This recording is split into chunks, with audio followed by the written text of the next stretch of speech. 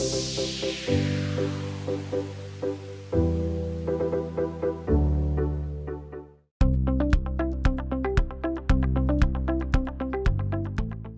moi, c'est Guida Aurore, je suis co-gérante du GAEC du CSATI Améo syndicat. On est 3 associés, 3 salariés et 2 apprentis.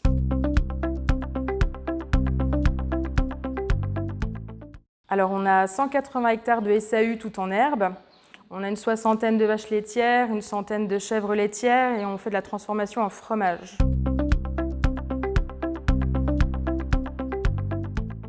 Donc moi j'étais dans l'horticulture, ensuite j'ai choisi de venir travailler sur la ferme, j'ai dû retourner à l'école.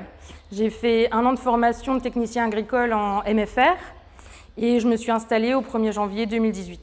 Donc en fait j'ai travaillé 6 ans en jardinerie, donc ça m'a permis d'acquérir des connaissances en communication et en vente, ce qui m'a permis d'apporter ces connaissances à mon installation sur la ferme.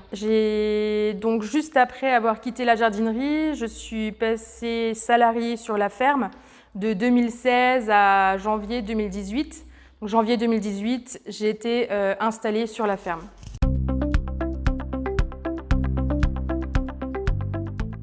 Alors, on a du Münster, des tomes, du grailleur, c'est une recette à nous, c'est proche du gruyère. Et en chèvre frais affiné, de la tome de chèvre.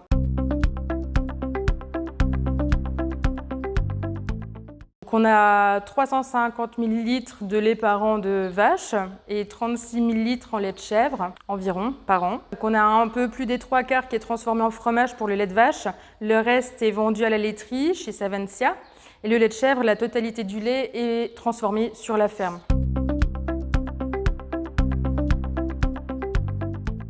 Donc ici, on a 50% de ventes directes à la ferme et 50% chez des revendeurs.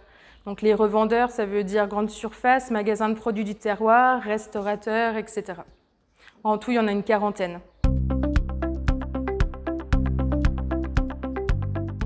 De fromage de chèvre frais nature qui a eu la médaille d'argent à Paris cette année.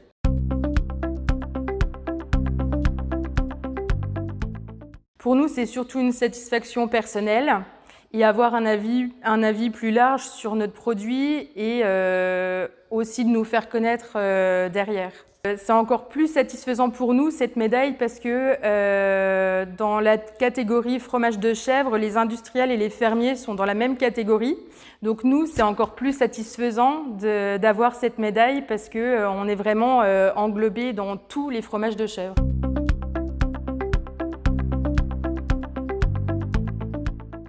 Alors, pour moi, la communication sur les réseaux, c'était quelque chose d'important, quelque chose que j'ai appris suite à mon travail en jardinerie, justement, où c'est moi qui gérais déjà un petit peu la communication là-bas. Donc moi, j'ai développé ça ici sur la ferme, donc surtout en crise de Covid, où il a fallu un peu dire aux gens qu'on est là. Donc l'idée, c'était de développer les réseaux sociaux, donc Facebook, Instagram, TikTok, qui va nous aider à faire des vidéos assez simples, qui permettra aussi de montrer comment on travaille et montrer qu'on est là. Pour moi, la communication sur les réseaux sociaux est devenue banale.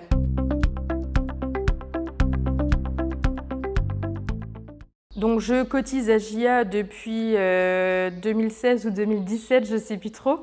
En fait, c'est un peu historique. C'est vrai que sur la ferme, tout le monde a été JA fédé. Ça permet de garder un lien entre tous les agriculteurs sur le département et voire au-delà. Et ça nous permet aussi d'avoir des informations essentielles et de pouvoir communiquer nos petits problèmes ou ce qui va bien d'ailleurs et d'avoir des informations importantes sur le métier de l'agriculture. En fait, JA, c'est vraiment un groupe d'agriculteurs qui se réunit pour parler de sujets importants, de sujets d'actualité, où on arrive vraiment à discuter tous ensemble, passer des moments aussi ensemble. C'est vrai que le métier, des fois, nous sépare un petit peu et nous coupe un peu du monde. Là, l'avantage de JA, c'est qu'au vu des réunions, des événements qu'on peut organiser ensemble, ça nous permet de passer des moments conviviaux et de parler de choses essentielles pour nous.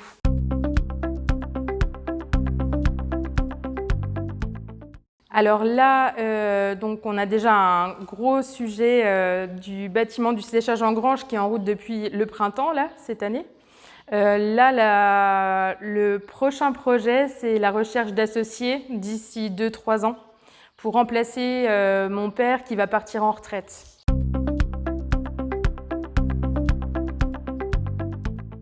L'agriculture de demain, je sais pas trop, c'est un peu aléatoire. Je pense que l'agriculture arrivera toujours à s'adapter. Mais après, on a quand même une agriculture assez riche et qui se développe beaucoup. Donc ça, c'est quand même un super point qu'on a, c'est que l'agriculture a toujours réussi jusqu'à aujourd'hui à s'adapter aux différentes situations. Même avec le Covid, la crise en Ukraine, etc., il y a des difficultés, mais on arrive quand même à trouver des solutions pour vraiment développer les exploitations existantes et essayer de faire une agriculture juste.